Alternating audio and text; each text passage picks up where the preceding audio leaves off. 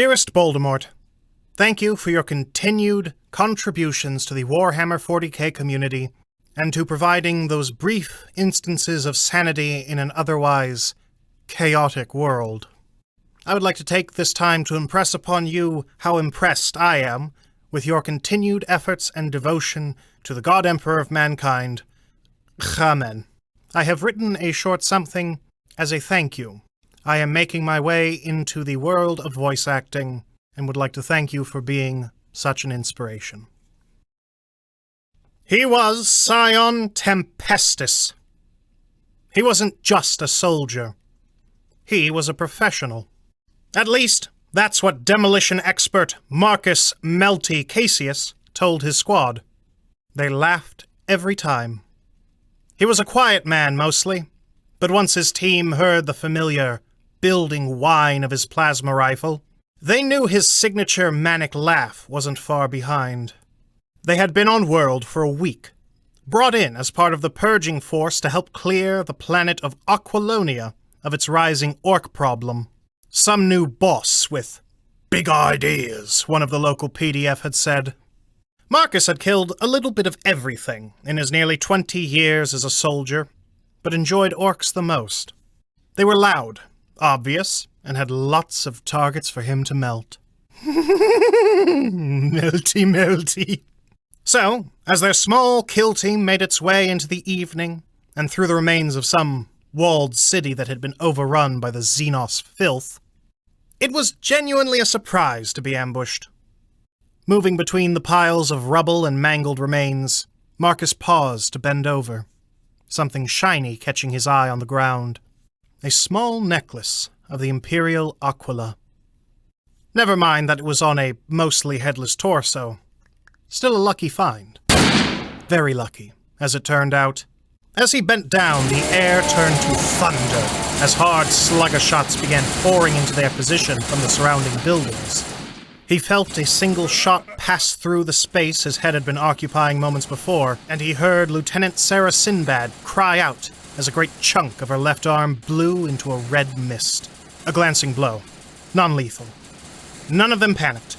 They were professionals. Captain Sindri yelled, "Someone grab her! Shelter over there, Emperor, dammit! Ironjaw, covering fire!" Ironjaw Mike swung his hellgun round and up, while their medic Songbird helped Marcus pull Sarah to relative safety. As wet flesh was cauterized, Marcus pulled up his blessed plasma rifle. He sighted along it, peering out from behind a wall as Ironjaw and the captain moved back in a fighting retreat. As they passed him, he spotted a hulking knob rise out of a window 3 floors up across the street, leveling a rocket launcher at the group. A mad laugh escaped Marcus as he squeezed off a shot of searing hot plasma.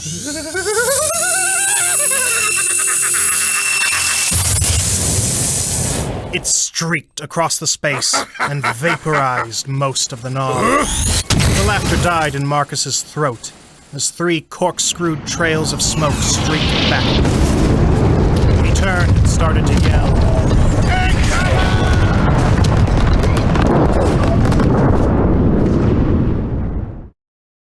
His eyes flickered open. Well, one of them did. The other was swollen and throbbed something terrible. His body ached, and as he shifted, the crushing weight on his back told him that he was buried under slabs of rockcrete. Damned Xenos. See 'em melt soon enough, he thought as he clutched his plasma rifle to him. Grateful he still had it, and that it hadn't exploded. Yet. Moving carefully, testing the rockcrete with every adjustment, he began to shimmy his way out, finding that a large slab had fallen upon 2 others, effectively providing him a small tent of rubble. The Emperor protects. He sighed as he pulled himself free of the rubble and slowly stood up, peering around. Now to find the rest of the... frack. A quick glance around located the rest of his squad, at least the visible parts of them. Songbird was half buried, but the slack jaw and empty eyes told Marcus all he needed. The captain's shoulder and stripes poking out there, parts of Ironjaw's helmet over here, Sarah's arm, sticking up like a sproutling reaching for the sun. He'd quite liked them. He took a deep breath and checked his chronometer. He'd been out a few hours at least. He muttered a silent prayer before turning and continuing on. He was a professional, if nothing else, and he had some orcs to melt. Marcus was glad of the oncoming darkness for 2 reasons. Orcs liked big fires that announced their positions in the gloom, and it made his plasma rifles glow even brighter. Every searing bolt felt like the illuminating light of the Emperor. After taking the remaining bandages and medicine from Songbird and the captain's sidearm, he prayed for his comrades' souls on their journey to the Emperor's side. He knew which direction to go to meet up with the rest of their platoon that was fanning out on their own individual missions, so at least he had a plan. As he finished his prayer, he heard the unmistakable squeal of an orc grot, followed by the unintelligible bellow from a larger orc. Come here, you! Close. A few blocks, maybe. Marcus moved quickly and silently in that direction, hugging to the shadows. His plasma rifle powered down and his captain's las pistol clutched tightly. As he approached, the sound became more distinct, until, peering over a fallen piece of masonry, he saw a group of 10 or 12 grots. It was hard to tell. A larger orc, what they called a mech boy it looked like, was chasing after them, bellowing furiously as the little green devil scampered and jumped away to avoid its impending wrath. The object of the mech boy's frustration was one of their vehicles, it seemed. Marcus recognized it as one of those damnable things that made those bubbles of weird. He'd seen what they could do to a human. And to an orc, frankly. As the mech boy turned, grabbing a grot by the throat and breaking it in one powerful fist, Marcus caught a glimpse of something slumped behind him, just out of the firelight, and his breath caught in his throat. An Astartes. He'd seen them a few times, usually from afar, and usually after the Astra Militarum had taken heavy casualties. But he'd also seen what they could do, and it had put the fear of the Emperor in him. It was wrong to let these foul greenskins have their way with a fallen hero of the Imperium. Marcus took a deep breath and looked around for any of the telltale signs of greenskin camps nearby. Seeing and hearing nothing, he unslung his plasma rifle and prepped a frag grenade. The large greenskin was noisily eating the grot it caught, while the others huddled by the campfire, safe, for now. Other, lesser guardsmen might have yelled something like, Die, Xenos scum! or, For the Emperor! But he was a professional. He was the silent shadow of death. He was Tempestus Scion! A smile spread across his face, and he choked back rising laughter. He was about to melt some orcs. He rose quietly from his spot and lobbed the grenade precisely into the fire, ducking back down as it exploded before popping back up, meeting the confused and thoroughly singed mech boy's eyes before his rising laughter was drowned out by the bolt of plasma that left only the smoldering bottom half of the orc slumped forward into the remains of the fire pit. He crouched again, listening. As his rifle finished cycling down, the hissing steam warming the air around him, he heard nothing else move out in the darkness. Now, what in the Emperor's good graces was he supposed to do with the Astartes? It was surely sacrilegious to leave him, but it also felt wrong to move him, if he even could. A soft humming sound that he'd taken for his plasma rifle grew louder, and he whirled around to find a servo skull about to bump into him. What in the Emperor-loving? A small red light beamed out and scanned his face before a voice emitted. Welcome, gentle listener. I am your faithful servant. Marcus blinked. He blinked again. Oh, how he wished his friends weren't dead. or that he had a tech priest or a commissar to tell him what to do about the skull and dead Astartes. This was one of those rare, upsetting situations that he couldn't solve with white-hot plasma. Unfortunately.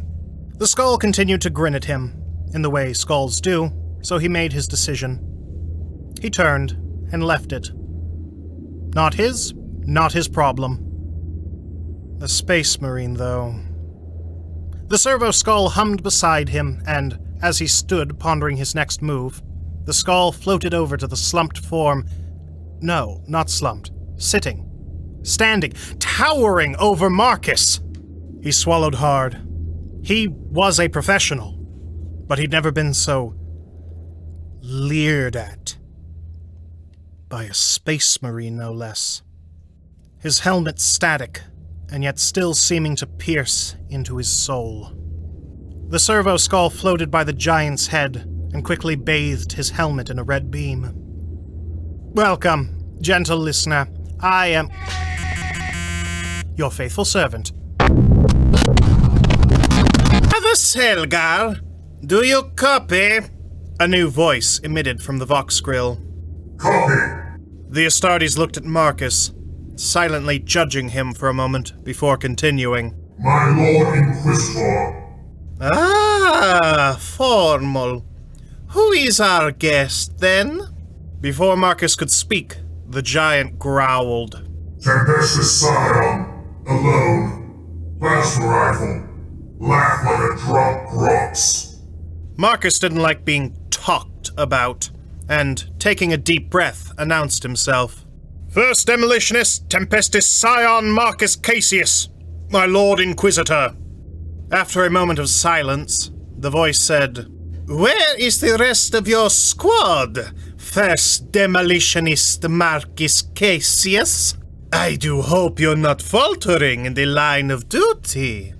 Rage rose in Marcus's gut, but he knew enough of the Inquisition to not let it bubble over.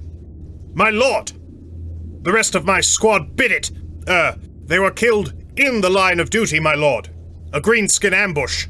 I was on my way to reunite with our platoon when I came across a Xenos in need of a good melting. The voice laughed, the sound tinny through the Vox grill. Tell me plainly, First Demolitionist Marcus Cassius, what do you love most about your work? The words leapt unbidden to his mouth. Melting the foul enemies of the Emperor into steaming piles of slag! My lord, sir. The voice laughed again before saying, Brother Selgar, I've discovered our next move. The greenskins are no longer our concern. Bring our new friend Marcus with you. We're heading out of the system. I, my lord. Brother Selgar said, before he stepped forward into a patch of moonlight and the last embers of the Orc's fire pit.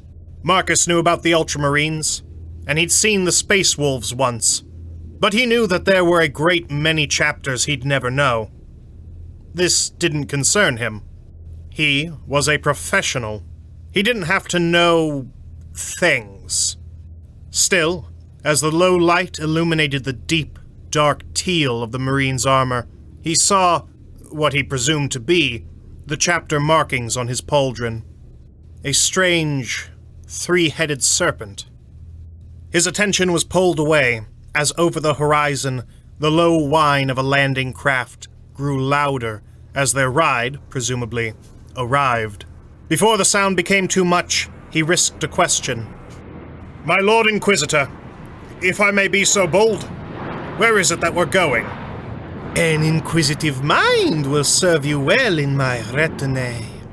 However, the only thing you need concern yourself with is we are going somewhere with plenty of things for you to melt.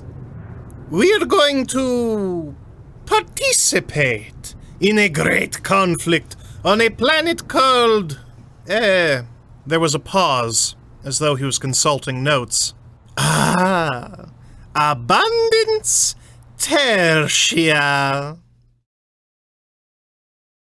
And now, no matter what you do today, do remember that you are loved. And do try to make some time for fun. Toodalay. Damn it! Toodaloo.